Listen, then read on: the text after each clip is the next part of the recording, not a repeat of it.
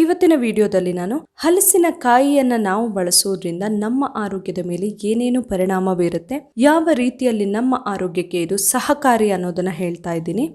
ಈ ಹಲಸಿನ ಕಾಯಿಯಲ್ಲಿ ನಮಗೆ ಬೇರೆ ಬೇರೆ ರೀತಿಯ ವಿಟಮಿನ್ಸ್ ಗಳೆಲ್ಲ ಸಿಗ್ತವೆ. ಅದರಲ್ಲೂ ಇಂಪಾರ್ಟೆಂಟ್ ಆಗಿ ವಿಟಮಿನ್ ಎ ಮತ್ತೆ ಸಿ ಹೇರಳವಾಗಿ ಸಿಗುತ್ತೆ.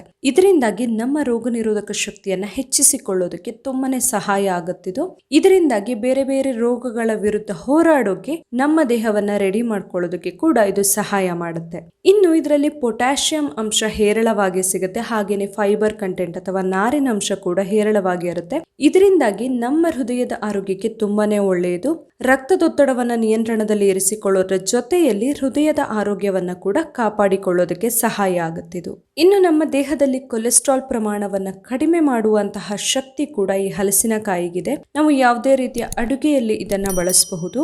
ದೇಹದಲ್ಲಿರುವಂತಹ ಕೆಟ್ಟ ಕೊಲೆಸ್ಟ್ರಾಲ್ ನ ಕಡಿಮೆ ಮಾಡ್ಕೊಳ್ಳೋದಕ್ಕೆ ತುಂಬಾನೇ ಸಹಾಯ ಮಾಡುತ್ತೆ. ಇನ್ನು ಇದರಲ್ಲಿ ಕ್ಯಾಲೋರಿ ತುಂಬಾನೇ ಕಡಿಮೆ ಇದೆ ಅಂತಾನೆ ಹೇಳಬಹುದು. ಇದರಿಂದಾಗಿ ಯಾರಿಗೆ ವೆಯ್ಟ್ ಲಾಸ್ ಮಾಡ್ಕೊಳ್ಬೇಕು ಅಂತ ಇರುತ್ತೆ ಅಂತವರಿಗೆ ತುಂಬಾನೇ ಒಳ್ಳೆಯದು. ತೂಕ ಹೆಚ್ಚಾಗುವಂತಹ ಟೆನ್ಷನ್ ಇರೋದಿಲ್ಲ. ಇನ್ನು ಪ್ರೋಟೀನ್ ಅಂತೂ ಹೇರಳವಾಗಿ ಸಿಗುತ್ತೆ ಇದರಲ್ಲಿ ಅಂತಾನೆ ಹೇಳಬಹುದು. ಇದರಿಂದಾಗಿ ನಮ್ಮ ಮೂಳೆಗಳು, ಮಾಂಸಖಂಡಗಳ ಆರೋಗ್ಯಕ್ಕೆಲ್ಲ ತುಂಬಾನೇ ಒಳ್ಳೆಯದು. ಅದೇ ರೀತಿಯಲ್ಲಿ ಡಯಾಬಿಟಿಕ್ ಪೇಷಂಟ್ಸ್ಗೆ ಕೂಡ ಒಂದು ಒಳ್ಳೆಯ ತರಕಾರಿ ಅಥವಾ ಕಾಯಿ ಅಂತಾನೆ ಹೇಳಬಹುದಿದು. ರಕ್ತದಲ್ಲಿನ ಸಕ್ಕರೆ ಪ್ರಮಾಣವನ್ನ ನಿಯಂತ್ರಣದಲ್ಲಿ ಇರಿಸಿಕೊಳ್ಳೋದಕ್ಕೆ ತುಂಬಾನೇ ಒಳ್ಳೆಯದು ಈ ಹಲಸಿನಕಾಯಿ. ಇನ್ನು ಇದರಲ್ಲಿ ಇರುವಂತಹ ನಾರಿನಂಶ ಅಥವಾ ಫೈಬರ್ ಕಂಟೆಂಟ್ ನಮ್ಮ ಕರುಳಿನ ಆರೋಗ್ಯಕ್ಕೆ ತುಂಬಾನೇ ಒಳ್ಳೆಯದು. ನಾವು ತಿನ್ನಂತಹ ಆಹಾರ ಸರಿಯಾಗಿ ಜೀರ್ಣ ಆಗೋದಕ್ಕೆ ಇದು ಸಹಾಯ ಮಾಡುತ್ತೆ. ಹಾಗೇನೆ ನಮ್ಮ ಕರುಳು ಸ್ವಚ್ಛವಾಗಿ ಇರೋದಕ್ಕೆ ಕೂಡ ಇದು ತುಂಬಾನೇ ಸಹಾಯ ಮಾಡುತ್ತೆ.